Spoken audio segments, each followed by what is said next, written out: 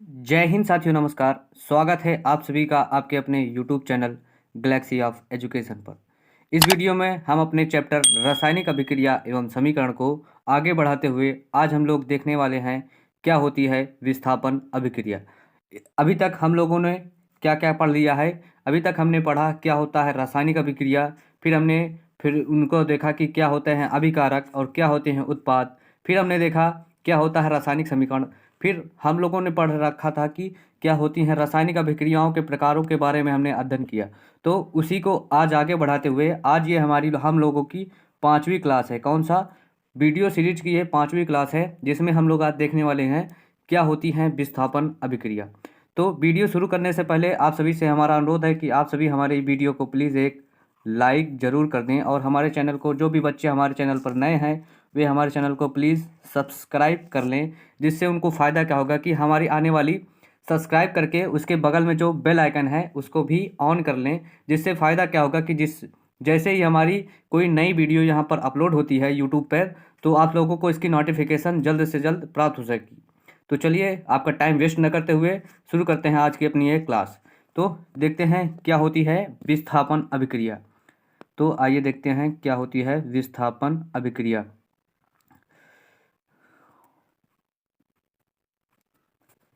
तो ये है, देखिए क्या होती है विस्थापन अभिक्रिया। इस वीडियो में हम अभी तक हम लोगों ने क्या क्या पढ़ लिया है। संयोजन अभिक्रिया पढ़ा, फिर हमने उसके बाद क्या पढ़ा, वियोजन अभिक्रिया पढ़ा। फिर वियोजन अभिक्रियाओं के प्रकारों के बारे में हमने अध्ययन किया। फिर संयोजन अभिक्रिया के बाद हमने क्या देखा थी कि क्या होती हैं ऊष्माक्षेपी अभिक्रियाएं। ऐसी रासायनिक अभिक्रियाएं जिसमें उत्पाद के निर्माण के साथ साथ ऊष्मा भी विमुक्त होती है, यानी कि ऊष्मा भी उनके साथ बाहर निकलती है। वो क्या थी, आपकी ऊष्माक्षेपी रासायनिक अभिक्रियाएं थी।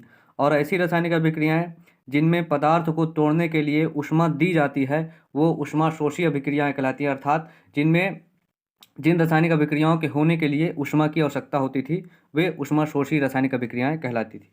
तो आज का हम लोगों का टॉपिक है कि क्या होती है विस्थापन अभिक्रिया। तो इस वीडियो में हमने देख लेने वाले हैं कि क्या होती है विस्थापन अभिक्रिया। तो जैसे विस्थापन अभिक्रिया क्या है, जैसे हम लोग पहले उदाहरण से समझते हैं कि जैसे यहाँ पर दिया गया है इस उदाहरण में कि लोहा कापर सल्फेट के विलयन में से कापर को विस्थापित करके स्वयं उसका स्थान ग्रहण कर लेता है। यानी कि एक तत्व किसी दूसरे यौगिक से उस धातु को, यानी कि किसी धातु को विस्थापित करेगा और उसका स्थान पुनः वो, यानी कि जिसको विस्थापित करेगा उसके दर पे वो स्वयं चला जाएगा।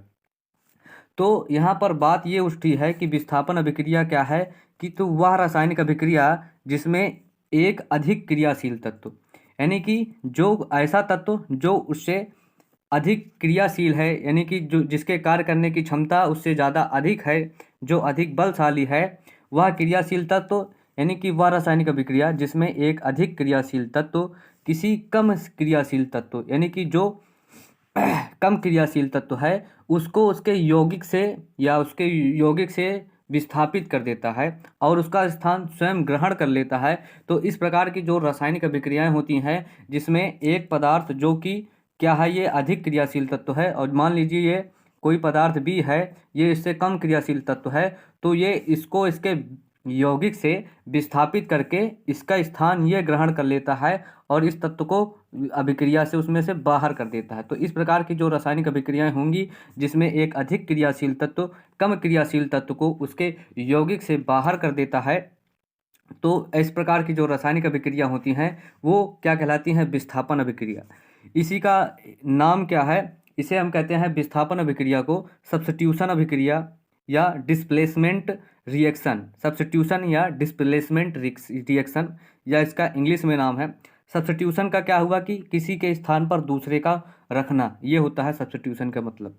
तो जैसे यहाँ पर उदाहरण में दिया गया है कि लोहा कापर सल्फेट के विलयन में से कापर को विस्थापित करता है और स्वयं उसका स्थान ग्रहण कर लेता है। तो अब बात ये उठती है कि सर लोहा कापर को विस्थापित उसके यौगिक से क्यों कर देता है।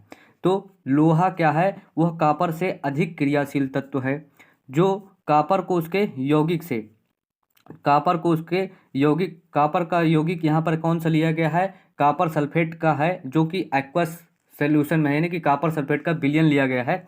जब लोहे को कापर सल्फेट के विलयन में डाला गया तो लोहा क्या किया, लोहे ने कॉपर सल्फेट के विलयन में से कॉपर को विस्थापित कर दिया और क्या बना दिया, लोहा कॉपर को विस्थापित करता है और स्वयं सल्फेट आयन के साथ जुड़कर फेरिक सल्फेट का निर्माण करता है, यानी कि लोहे का सल्फेट का निर्माण कर लेता है।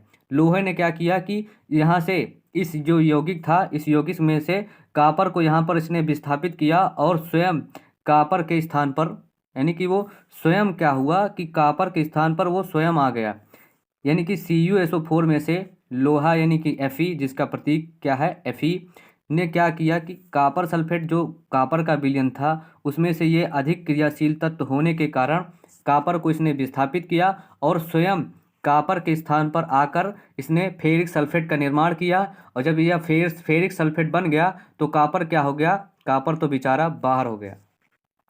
तो ऐसा क्यों होता है कि जो जो ऐसा तब होता है कि जब अधिक क्रियाशील तत्व और एक कम क्रियाशील तत्व के बीच में अभिक्रिया कराई जाती है, तो जो अधिक क्रियाशील तत्व है वो कम क्रियाशील तत्व को उसके यौगिक से बाहर निकाल देता है और जो कम क्रियाशील तत्व जिस स्थान पर था, अधिक क्रियाशील तत्व उस स्थान पर वहाँ पर आ जाता है और जो कम क्रियाशील तत्व है वह तो बाहर निकल चुका होता है। कहाँ होता है, बाहर। तो इस प्रकार की जो रासायनिक अभिक्रियाएं होती हैं वो होती हैं आपकी विस्थापन रासायनिक अभिक्रियाएं, जिसमें एक अधिक क्रियाशील तत्व कम क्रियाशील तत्व को उसके यौगिक के विलयन से उसको विस्थापित कर देता है। तो आइए देखते हैं आपका जो नेक्स्ट एग्जाम्पल दिया गया है कि जिंक जो है कॉपर सल्फेट के विलयन में से कॉपर को विस्थापित करके स्वयं उसका स्थान ग्रहण कर लेता है। यहाँ पर क्या दिया गया है, जिंक, यहाँ पर दी गई है जिंक जो कि कॉपर यानी कि जो Cu धातु है इससे अधिक क्रियाशील तत्व कौन सा है, जिंक। तो जब ये अधिक क्रियाशील तत्व है तो इसके यौगिक से कम क्रियाशील तत्व यहाँ पर कौन है, कॉपर। तो कॉपर को जिंक अधिक क्रियाशील तत्व होने के कारण ये कॉपर सल्फेट के विलयन में से कॉपर को यहाँ पर इसने कर दिया विस्थापित, जिससे क्या हो गया, कॉपर तो अपना यौगिक छोड़ के भाग गया और जब ये यहाँ पर से भाग गया तो जिंक ने क्या किया, सल्फेट के साथ अपनी दोस्ती कर ली और जिंक सल्फेट का इसने निर्माण किया। तो यहाँ पर क्या हुआ कि जिंक जो कि अधिक क्रियाशील तत्व था और जो कॉपर था वो कम क्रियाशील तत्व था, तो जिंक अधिक क्रियाशील तत्व होने के कारण कॉपर को उसके यौगिक से उसको विस्थापित किया और स्वयं कॉपर के स्थान पर जुड़कर एक नए पदार्थ का निर्माण किया जिसका क्या नाम था, जिंक सल्फेट। और कॉपर को उसने विस्थापित कर दिया तो कॉपर क्या हो गया, उस सल्फेट को छोड़कर वहाँ से बाहर हो गया। इसी प्रकार क्या है, जो लेड यानी कि सीसा लेड क्या है, ये भी कॉपर सल्फेट के विलयन में से कॉपर को विस्थापित करता है और स्वयं सल्फेट के साथ मिलकर लेड यानी कि शीशे का सल्फेट का एक विलयन बनाता है, जो कि कौन सी अवस्था में होगा, यहाँ पर ये भी यहाँ पर होगा जलीय विलयन में। तो जलीय विलयन जो होते हैं उनके हमने आपको बताया है कि उनके लिए हमको क्या लिखा जाता है, एक्वस। तो एक्वस यानी कि AQ। तो यहाँ पर इसने लेड सल्फेट का निर्माण किया। जो Pb था ये भी कॉपर से अधिक क्रियाशील तत्व है, जो कि Pb को यानी कि कॉपर को उसने क्या किया, उसके सल्फेट के विलयन में से यहाँ से उसको कॉपर को उसने विस्थापित किया और स्वयं क्या हो गया, सल्फेट के साथ एक बॉन्डिंग कर ली और एक नए पदार्थ का निर्माण किया और कॉपर तो यहाँ पर बाहर हो गया क्योंकि ये कम क्रियाशील तत्व था। तो ऐसी रासायनिक अभिक्रियाएं जिनमें अधिक क्रियाशील तत्व कम क्रियाशील तत्व को उसके यौगिक से विलयन से उसको विस्थापित करके स्वयं उसका स्थान ग्रहण कर लेता है, वे होती हैं विस्थापन अभिक्रियाएं। तो इन सभी अभिक्रियाओं में तो सर हम लोग यानी कि अब आप लोगों के मन में यह क्वेश्चन उठता होगा कि सर हम लोगों को कैसे पता चलेगा कि कौन सा तत्व अधिक क्रियाशील तत्व है और कौन सा तत्व कम क्रियाशील तत्व है। तो इसी के लिए बेटा हम लोग आज देखेंगे, इसी के लिए मैं आप सभी के लिए लेकर आया हूँ कि आप लोगों को कैसे पता लगेगा कि कौन सा तत्व अधिक क्रियाशील तत्व है और कौन सा तत्व कम क्रियाशील तत्व है। इसी के लिए हम लोगों ने यहाँ पर लेकर आया है कि आपको इसमें पहचानने में कठिनाई ना हो कि कौन सा तत्व अधिक क्रियाशील तत्व है और कौन सा तत्व कम क्रियाशील तत्व है। तो जो अधिक क्रियाशील तत्व हैं और कम क्रियाशील तत्व हैं इनको वैज्ञानिकों ने एक सीरीज में जब लगाया तो उस सीरीज को जब यानी कि जब ऊपर क्या था उसमें अधिक क्रियाशील तत्व था, ऊपर अधिक क्रियाशील तत्व वैज्ञानिकों ने रखा और नीचे की ओर उन्होंने कम क्रियाशील तत्वों को रखा और इस प्रकार एक सीरीज का निर्माण किया जिसे उन लोगों ने क्या नाम दिया, सक्रियता श्रेणी, है ना। तो उन लोगों ने सक्रियता श्रेणी का निर्माण किया, जिससे ये फायदा हुआ कि जो अधिक क्रियाशील तत्व हैं और जो कम क्रियाशील तत्व हैं उनको ज्ञान हम लोगों को हो पाया। तो आइए देखते हैं क्या होती है सक्रियता श्रेणी। जब धातुओं को उनकी सक्रियता यानी कि जो उनके कार्य करने की क्षमता है कि घटते क्रम में व्यवस्थित किया जाता है, तो इस प्रकार जो श्रेणी प्राप्त होती है वह सक्रियता श्रेणी कहलाती है। अर्थात जो धातु अधिक क्रियाशील तत्व है, जैसे मान लीजिए कोई ये धातु है, ये अधिक क्रियाशील तत्व है, तो इसको ऊपर रखा गया, यानी कि जो अधिक क्रियाशील तत्व थी उसको ऊपर रखा गया और जो कम क्रियाशील तत्व हैं उनको नीचे रखा गया। तो जो इस प्रकार की यानी कि जो सबसे अधिक क्रियाशील तत्व था उसको ऊपर रखा गया, फिर उससे कम क्रियाशील तत्व को रखा गया, फिर उससे कम क्रियाशील जो तत्व था उसको रखा गया। तो इस प्रकार रखकर उन्होंने एक सीरीज जो बनाई उसी को नाम क्या दिया गया, सक्रियता श्रेणी। तो वहाँ पर ढेर सारी धातुएं थीं जिनको उन्होंने एक व्यवस्थित क्रम में रखा और उसका नाम क्या दिया उन्होंने, सक्रियता श्रेणी। जिसमें जो अधिक क्रियाशील तत्व था वो एकदम टॉप पर था, यानी कि ऊपर की ओर, सबसे ऊपर की ओर था, और जो उससे कम क्रियाशील तत्व था वो नीचे की ओर था। इस जो इन्होंने जो सक्रियता श्रेणी बनाई उसकी एक खास बात क्या थी कि इसमें जो ऊपर वाला तत्व है, जैसे कोई यहाँ पर ऊपर वाला तत्व है, जैसे मान लीजिए लिथियम, कौन सा है, लिथियम। लिथियम जैसे ऊपर वाला तत्व है, तो लिथियम से नीचे क्या है, पोटेशियम। तो लिथियम क्या करेगा कि जैसे इसके लिथियम और पोटेशियम के बीच में अभिक्रिया हुई, तो लिथियम क्या करेगा कि पोटेशियम को उसके यौगिक से ये विस्थापित करने की क्षमता रखता है। कौन, लिथियम। लिथियम क्या करेगा कि पोटेशियम को उसके यौगिक से, उसके विलयन से ये विस्थापित कर सकता है। तो सक्रियता श्रेणी में जो तत्व ऊपर की ओर रखा है वो उसके नीचे वाले तत्व को उसके यौगिक के विलयन से उसको विस्थापित कर सकता है।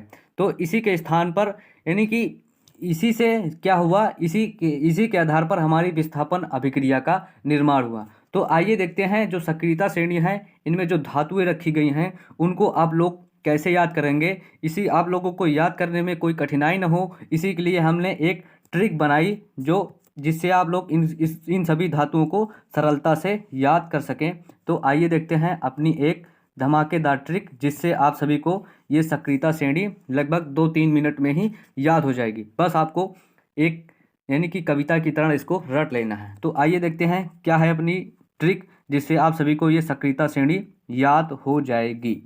तो इसमें क्या है कि लीना के काना मांगे आल जन, लीना के काना मांगे आल जन, फिर कूद नहीं सुन, है कुआं ईला आज, पारा ब्रड कल सोना फिर कभी, पारा ब्रड कल सोना फिर कभी। तो ये थी हमारी ट्रिक। इसमें हम देखते हैं तो जहाँ पर जो लीना लिया गया है, क्या है, लीना, लीना के, तो हमारा इसमें पहला अक्षर क्या है, लीना। तो लीना से क्या निकल रहा है, लीना से निकल रहा है यहाँ पर ली। तो ली से हमारा क्या हो गया, यहाँ पर ली से हो गया हमारा लिथियम, लीना के ली से हो गया लिथियम। फिर क्या है, के से क्या निकल रहा है, के से इंग्लिश का वर्ड आ रहा है के, तो के से हमारा हो गया क्या, के से हो गया हमारा यहाँ पर हो गया ये पोटेशियम। फिर निकल रहा है का को हम फिर हमारा वर्ड क्या आ रहा है, का। तो फिर जो देखते हैं कि क्या है, का के लिए हम लोगों को यहाँ पर क्या यूज करना है, का को हम लोग CA से लिखेंगे, क्या, का। तो का से हो गया हमारा कैल्शियम, का से हो गया यहाँ पर कैल्शियम। फिर क्या आ रहा है, ना से हो गया ना, यानी कि Na से हो गया हमारा ना के लिए हो गया यहाँ पर सोडियम। फिर मांगे माँ से हो गया M, और गे से हो गया G, तो मांगे से हो गया हमारा Mg यानी कि मैग्नीशियम। फिर आल में क्या आ रहा है, आ यानी कि A और ला यानी कि L, तो आल से हो गया हमारा Al यानी कि एल्युमिनियम। फिर जन में क्या आ रहा है, Z और N, तो जन यहाँ से हो जाएगा ये Zn यानी कि जिंक। तो यहाँ से एक लाइन हमारी पूरी हुई कि ली ना के काना मांगे आल जन। तो यहाँ से लीना से ली जो निकल रहा है उससे हो गया हमारा लिथियम। के से निकल रहा है के, तो के का हो गया यानी पोटेशियम। का से निकल रहा है Ca यानी कि कैल्शियम। ना से निकल रहा है सोडियम यानी कि Na, यानी कि मांगे से निकल रहा है Mg यानी कि मैग्नीशियम। आल से हो गया हमारा Al यानी कि एल्यूमिनियम, तथा जन से हो गया Zn यानी कि जिंक। फिर दूसरी लाइन क्या कह रही है, कर फिर कूद नहीं सुन, कर फिर कूद नहीं सुन, तो कर से भी निकल रहा है, कर यानी कि सी आर से हो गया हमारा कर। तो कर से हो गया कर, फिर कूद नहीं सुन से क्या हो गया यहाँ पर, ये हो गया आपका सी आर, कर। कर में हमने ले लिया सी आर, तो सी आर से क्या हो गया आपका क्रोमियम। फिर क्या है, फिर से हमने लिया इसके फी यानी कि एफ ई, फिर से ये हो गया एफ ई यानी कि हो गया ये लोहा। कूद यानी कि कूद से हमने क्या लिया यहाँ पर, कूद का मतलब लिया सी डी, कूद से, कूद का सी ले लिया, का से सी और डा से दी, तो कूद से हो गया हमारा सी डी यानी कि कैडमियम। तो ये हो गया आपका कैडमियम कूद से। नहीं यानी कि एन और आई, नहीं, नहीं का ना से हो गया एन, और ही ई आ निकल रहा है तो हमने वहाँ से ले लिया आई, तो नहीं के हो गया आपका निकिल। और सुन यानी कि एस एन, सा आ रहा है और ना आ रहा है, इससे हमने बना लिया एस एन। तो कर फिर कूद नहीं सुन में क्या हो गया, सी कर से हो गया हमारा क्रोमियम, फिर से हमने ले लिया फेरम यानी कि लोहा, फिर कूद यानी कि सी डी यानी कि कैडमियम, फिर नहीं से एन आई निकल रहा है तो हमने ले लिया इसे निकिल, फिर सुन यानी कि एस एन यानी कि टिन। फिर जो नेक्स्ट लाइन है क्या कह रही है कुआं ईला आज, तो है यानी कि हा से हो गया आपकी हाइड्रोजन गैस, फिर कुआं यानी कि सी यू, तो कू से हो गया आपका ये कापर। ईला ई यानी कि आई यानी कि आयोडीन। फिर आज में क्या है, आ है और जा से ले लिया हमने जी, और आ से ले लिया ए, तो है कुआं ईला आज से हो गया क्या ये आपका ए जी। तो इस प्रकार क्या हो गया, है से हो गया हमारा एच यानी कि हाइड्रोजन, कुआं से हमने ले लिया सी यू यानी कि कापर, और ईला से ले लिया आई जो कि आयोडीन का प्रतीक है, और आज यानी कि ए जी। तो ये था ए जी यानी कि चांदी। तो आइए देखते हैं अभी आगे भी और है इसमें। फिर आगे क्या है, नेक्स्ट और है कि पारा ब्रेड कल सोना फिर कभी। पारा यानी कि क्या है, पारा किसको कहते हैं, पारा यानी कि एच जी। फिर ब्रेड से क्या निकल रहा है, बी और आर, ब्रे यानी कि बी आर, तो ब्रेड से हो गया आपकी ब्रोमीन, है ना। फिर क्या हो गया, कल यानी कि सी एल, तो कल से हो गया आपका क्लोरीन। फिर सोना का सूत्र क्या होता है, ए यू प्रतीक होता है इसका, से ए यू। फिर से हमने ले लिया यहाँ पर फ्लोरीन। तो ये था आपकी रासायनिक यानी कि सक्रियता श्रेणी को याद करने की एक ट्रिक थी, जिसमें हमने क्या बताया आपको, लीना के काना मांगे आलजन, कर फिर कूद नहीं सुन, है कुआं ईला आज, पारा ब्रेड कल सोना फिर कभी। अब आइए देखते हैं कि आपकी जो सक्रियता श्रेणी बनाई गई ये बहुत ही कमाल की चीज़ है। इससे आप लोगों को कोई भी रिएक्शन होगी कि नहीं होगी इसका भी पता लगता है, कौन सा धातु किस धातु को उसके यौगिक के विलयन से विस्थापित करेगा इसका भी पता लग जाता है।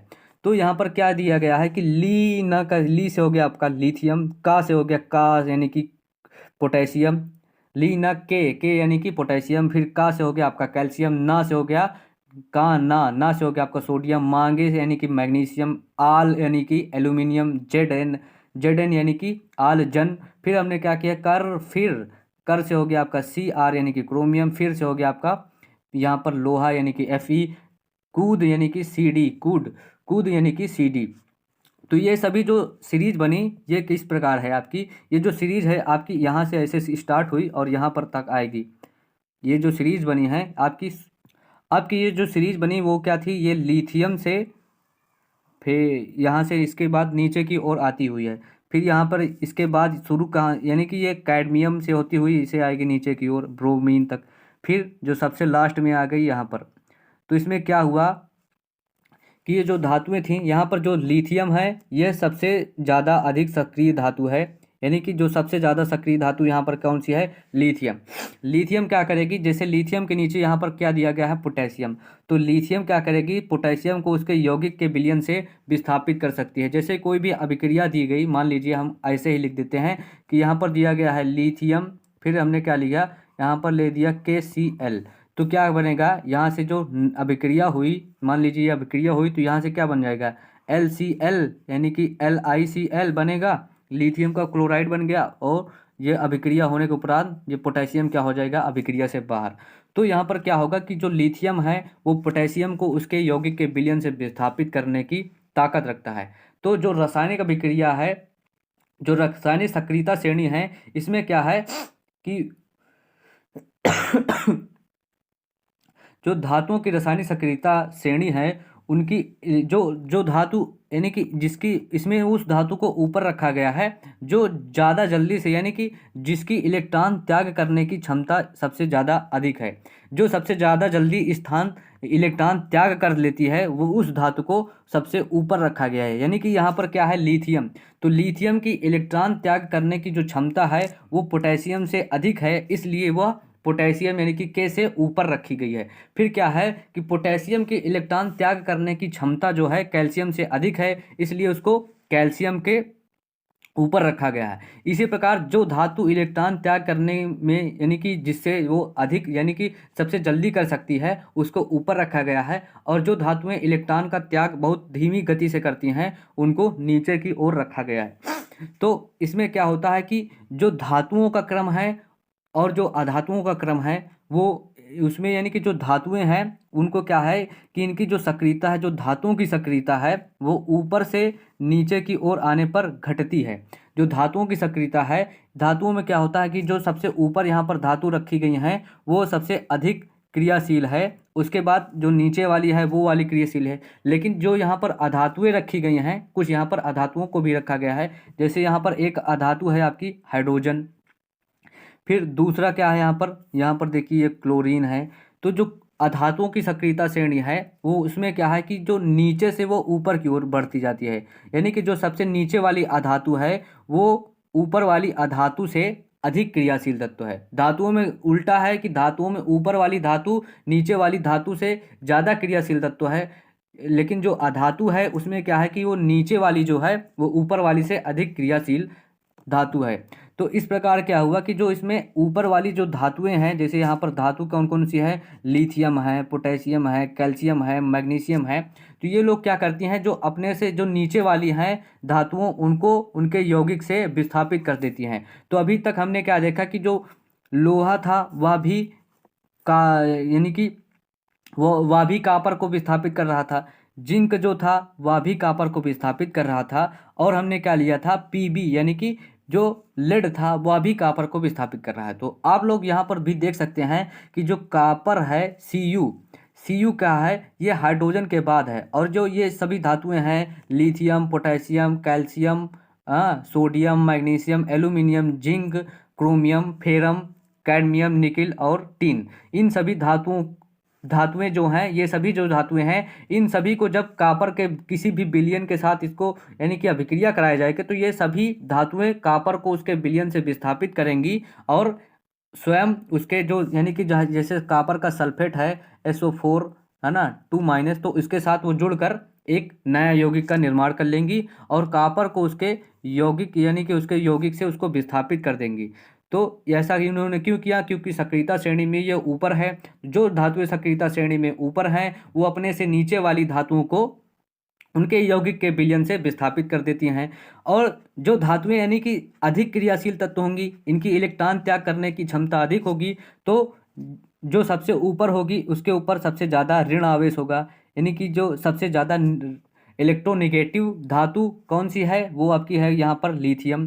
फिर उससे बाद जो इलेक्ट्रोनेगेटिव धातु होगी वो कौन सी होगी, पोटेशियम। इसी प्रकार इसके बाद कैल्शियम। तो यानी कि जो सबसे अधिक इलेक्ट्रोनेगेटिव धातु होगी वह सबसे अधिक क्रियाशील धातु भी होगी, जिसकी इलेक्ट्रॉन त्याग करने की क्षमता ज़्यादा होगी वह सबसे अधिक क्रियाशील तत्व है, और जो इलेक्ट्रॉन त्याग करने की क्षमता जिनकी कम होगी वो कम क्रियाशील धातुएं हैं। तो जो अधिक क्रियाशील धातुएं हैं जिनकी इलेक्ट्रॉन त्याग करने की क्षमता अधिक है उन्हें अधिक क्रियाशील धातुएं होंगी, जैसे सोडियम, पोटेशियम, और ये जो दी गई हैं जैसे ये लिथियम है, पोटेशियम है, सोडियम है, ये सभी धातुएं ठंडे जल से अभिक्रिया करती हैं और वहाँ से हाइड्रोजन यानी कि हाइड्रोजन को विस्थापित कर देती हैं, और यहाँ पर हाइड्रोजन विस्थापित होकर OH- आयन में टूट जाता है।